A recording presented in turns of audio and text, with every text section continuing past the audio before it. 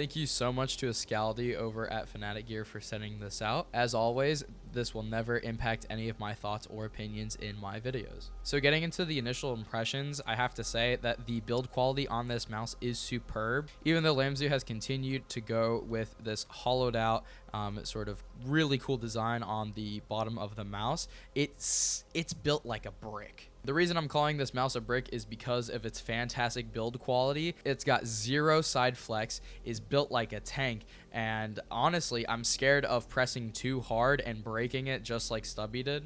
I have smaller hands, and the Lamzu Thorn fits my hand perfectly.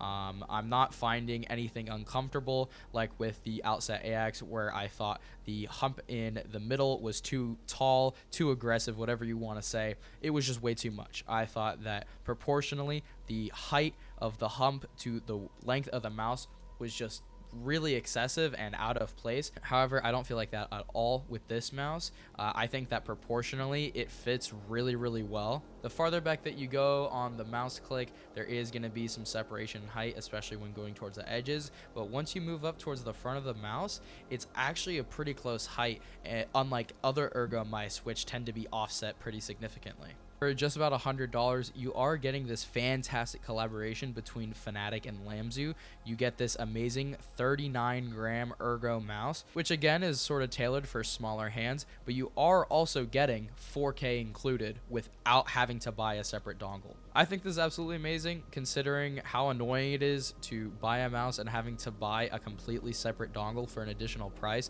I would either rather have everything bundled into one, or I would rather just have a really solid 1K implementation. However, I have been using a lot of 4K with this mouse, and it feels amazing. My one complaint of this mouse is going to be with the open design though. I have a dog and I have a lot of hair, and my room gets kind of dirty, and so there is a little bit of dust and hair buildup already inside the mouse. All this means is I'm gonna have to go in with compressed air in the future and just sort of clean things out, but that's probably my only complaint with this bottom shell design. My only other complaint with this mouse so far is going to have to be with the battery life. I tend to only use 4K when I'm in game, and on some games it doesn't run well, so I will also use 1K polling, and this still drains battery life. I've only had this mouse for about 4, maybe 5 days now, and I'm still noticing that the battery life is just tanking even after a couple hours of gaming here and there at 1K polling, not even 4K.